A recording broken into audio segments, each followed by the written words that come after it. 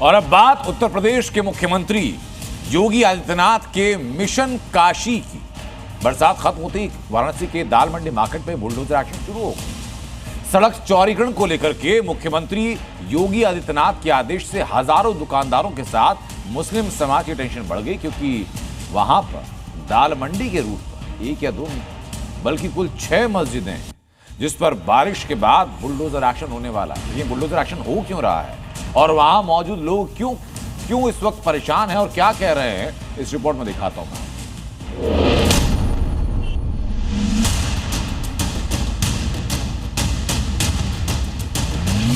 योगी का मिशन काशी, दाल मंडी रूट से मस्जिदें हटेंगी। जितने भी दुकानदार हैं बताइए कहां जाएंगे वो, उनका भी अपना पेट है।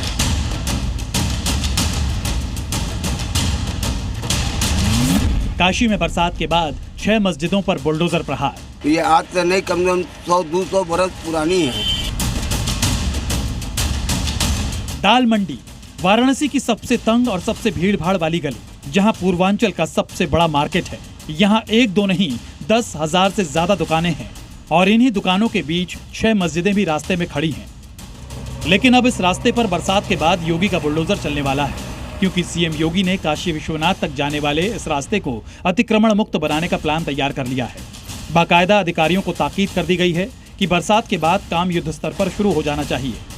दाल मंडी में सड़क चौड़ीकरण का काम बरसात के बाद शुरू होगा। सड़क को करीब 17.5 मीटर और चौड़ा किया जाएगा।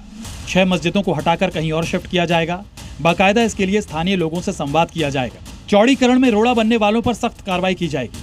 व्यापारियों को कम से कम असुविधा हो, इसका ध्यान रखा जाएगा। मस्जिदों को तोड़ा जाएगा जो रास्ते में आ रहे हैं। जो रास्ते में आएगा सब मंदिर मस्जिद सब हटेंगे। इसके लिए पूरी तैयारी कर ली गई। पूरी तैयारी। कब से ये काम शुरू होगा? अब बहुत जल्दी हो जाएगा।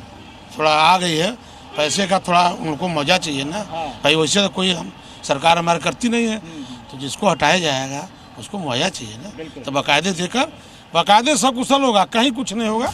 और बाबा विश्वनाथ के मंदिर तक जाने के लिए दाल मंडी में चौड़ीकरण का काम तेज होने वाला है, जिसकी जद में 6 मस्जिदें भी आ रही हैं, जिसका भाईजान दबी जुबान में विरोध भी कर रहे हैं। या तो चोरी चमारी करेंगे या भीख मांगेंगे या दर दर भटकेंगे। तो इसमें सरकार को खुद सोचना चाहिए कि इतनी बड़ी मार्केट है, ये पूर्वांचल की एक मार्केट है। ये आज से नहीं, कम से कम 100-200 बरस पुरानी है। जितने भी दुकानदार हैं बताइए कहां जाएंगे वो, उनका भी अपना पेट है। जो वर्कर काम करते हैं, जो लोग हैं, अब एक दुकान से 2, 3, 4 परिवार जुड़े रहते हैं। अब सबके अपने 3 भाई हैं, कोई 2 भाई हैं, सबका परिवार है, पढ़ाई लिखाई है, एजुकेशन है, सब लोग कहाँ जाएगा। दरअसल लंगड़े हाफिज मस्जिद से दाल मंडी होते हुए काशी विश्वनाथ मंदिर जाने के लिए एक रास्ता है, लेकिन सालों से हो रहे अतिक्रमण के चलते रास्ता बेहद संकरा हो गया है और योगी आदित्यनाथ इसी रास्ते को चौड़ा करना चाहते हैं।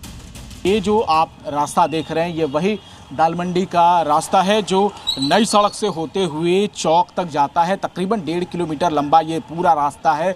अमूमन यहाँ पर दुकानें लगती हैं और ये पूर्वांचल का सबसे बड़ा मार्केट है, जहाँ थोक व्यापारी आते हैं, थोक के सामान लेकर जाते हैं। इसके अलावा आसपास के ज़िलों के लोग भी यहीं से अपने दुकानों के लिए सामान लेकर जाते हैं। ये तंग गलियां हुआ करती हैं, लेकिन अब जो है इसके लिए अतिक्रमण हटाया जा रहा है, साफ़ सफाई की जा रही है और अब यहीं पर कहा जा रहा है कि बरसात के बाद से कार्रवाई शुरू की जाएगी। सीएम योगी ने एकदम क्लियर कर दिया है कि विकास की राह में कोई रोड़ा नहीं बन सकता, इसलिए रोड एक्सटेंशन में आने वाली हर बाधा को दूर करने का ऑर्डर दिया गया है।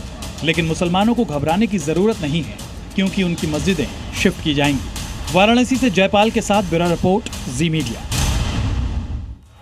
नई सड़क से काशी विश्वनाथ मंदिर की चौक तक लगभग 1.5 किलोमीटर है, जो बेहद तंग गलियों से होकर गुजरता है। लेकिन अब योगी सरकार के ड्रीम प्रोजेक्ट में शामिल हो चुका है और इसी रास्ते में 6 मस्जिदें भी आती हैं, जिन पर बुलडोजर चलने की आहट सुनाई दे रही है और लगभग तय माना जा रहा है।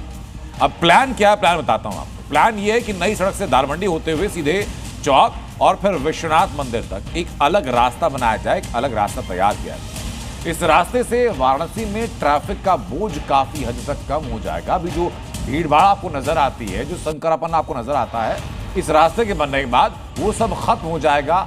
आम लोगों के लिए, जो टूरिस्ट वहां पहुंचते हैं, जो श्रद्धालु वहां पहुंचते हैं, उन सब के लिए सहूलत होगी।